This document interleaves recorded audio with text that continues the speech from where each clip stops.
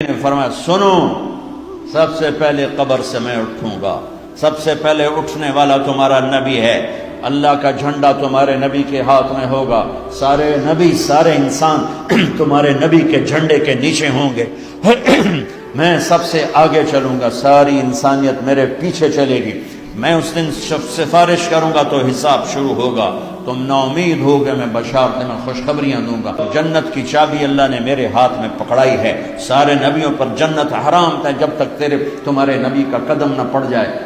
اللہ کو یاد کرو گے تو دلوں میں ٹھنڈک آئے گی، ورنہ ایسے ہی سلگتے رہو گے، سسکتے رہو گے، تڑپتے رہو گے۔ اللہ کو پاؤ گے تو سب کچھ پاؤ گے، اللہ کو کھو دیا تو سب کچھ کھو دیا، اللہ ملا تو سب کچھ ملا، اللہ نہ ملا تو کچھ نہ ملا۔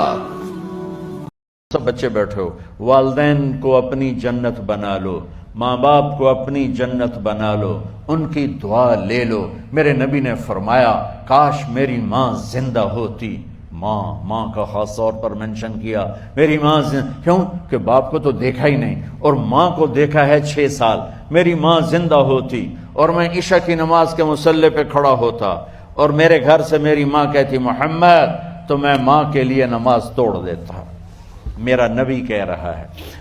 نبی صلی اللہ علیہ وسلم نے فرمایا قیامت کے دن انسان اپنے اعمال کو دیکھے گا، اتنا وزنی ترازو، وہ کہے گا یہ نیکیاں تو میں نے کی نہیں ہیں، تو اللہ فرمائیں گے تجھے دنیا میں جو مشکلات پہنچی اور تو نے صبر کیا، وہ سارا صبر اللہ نے نیکیاں بنا کے تیرے ترازو میں رکھ دیا۔ اور میرا اللہ کیا کہہ رہا ہے؟ آجا، اتنے گناہ کیے ہیں نا، آجا، نہ کہیں جہاں میں امان ملی جو امان میں۔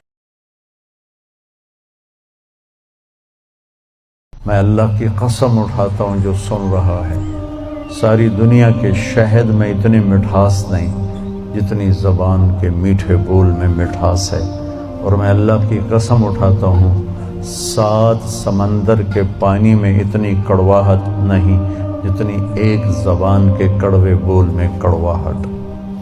ایک بول دلوں کو زندہ کر دیتا ہے اور ایک بول دلوں کو ویران کر دیتا ہے۔ میرے والد گرامی رحمت اللہ تعالی علیہ فرمایا کرتے تھے کہ جس سے دوستی ہو، جس سے محبت ہو، جس سے تعلق بنے، تو اس کے لیے یہ چاہا کرو کہ وہ جنت میں بھی ہمارے ساتھ جائے، اس کی آخرت کی بہتری کے لیے ضرور فکر مند ہو جایا کرو کہ اللہ اس سے میری دوستی ہے، ہم اکٹھے رہتے ہیں، سفر کرتے ہیں، آنا جانا ہے، میرے مالک کہیں ایسا نہ ہو کہ قیامت کے دن میں یا یہ جو ہے وہ آتش دوزخ میں چلے جائیں۔ مسجد نبی کا ایک کونا تھا اور ایک شخص دعا مانگ رہا ہے، اور کیا دعا مانگ رہا ہے؟ اللہم انی اسالک بانک انت اللہ، اے اللہ میں تجھ سے اس لیے مانگ رہا ہوں کہ تو میرا اللہ جو ہے، لا الہ الا انت، تیرے علاوہ میرا ہے بھی تو کوئی نہیں۔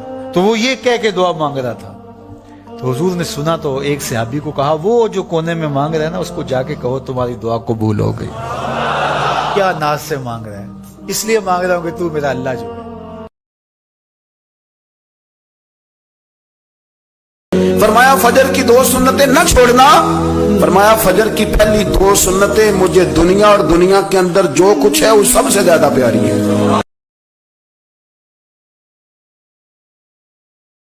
قیامت کے دن نہ تمہارے رشتے ناتے کام آئیں گے اور نہ اولاد، اس روز وہی تم میں فیصلہ کرے گا، اور جو کچھ تم کرتے ہو اللہ اس کو دیکھتا ہے۔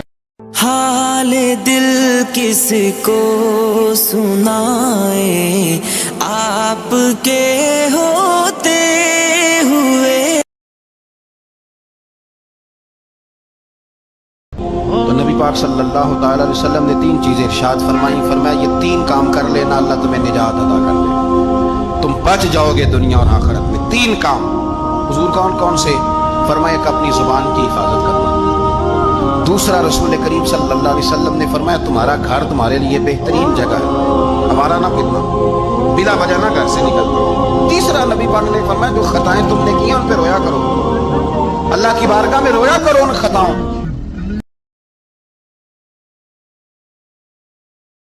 میرے نبی پاک صلی اللہ علیہ وسلم نے فرمایا جو قرآن پڑھتے ہوئے اٹکتا ہے اللہ اسے ڈبل ثواب عطا فرماتا ہے۔ फरमाया जो जुबानी पढ़े सिंगल सवाब, जो देख के पढ़े उसे डबल सवाब। हुजूर क्यों? फरमाया इसलिए कि मेरा कुरान देखने पे भी अल्लाह सवाब अता फरमाता है।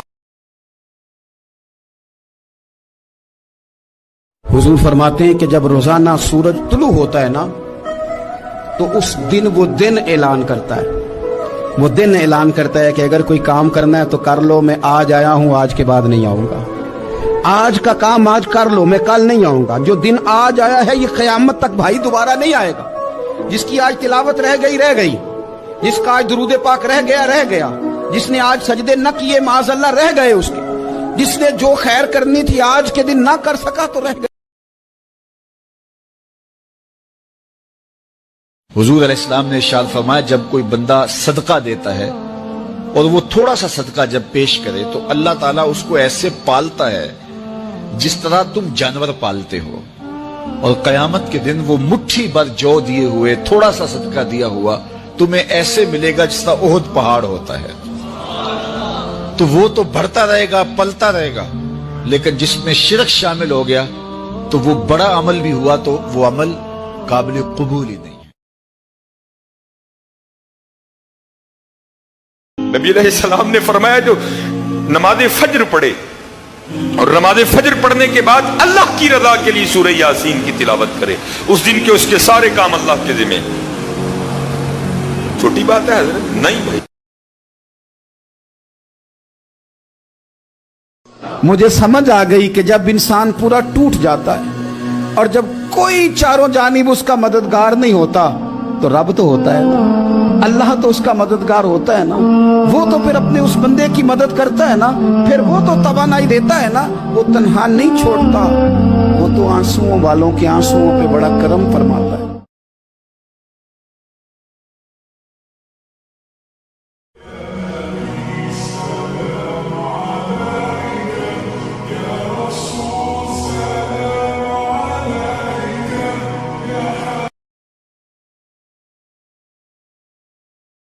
नमाज छोड़ना इतना बड़ा गुनाह है कि हदीस में आता है, नबी करीम सल्लल्लाहु अलैहि वसल्लम ने फरमाया कि बैन अल अब्दी व बैन अल कुफ्र तर्कुस सलात, बंदे और कुफ्र के दरमियान जो चीज़ फ़र्क करती है वो नमाज है।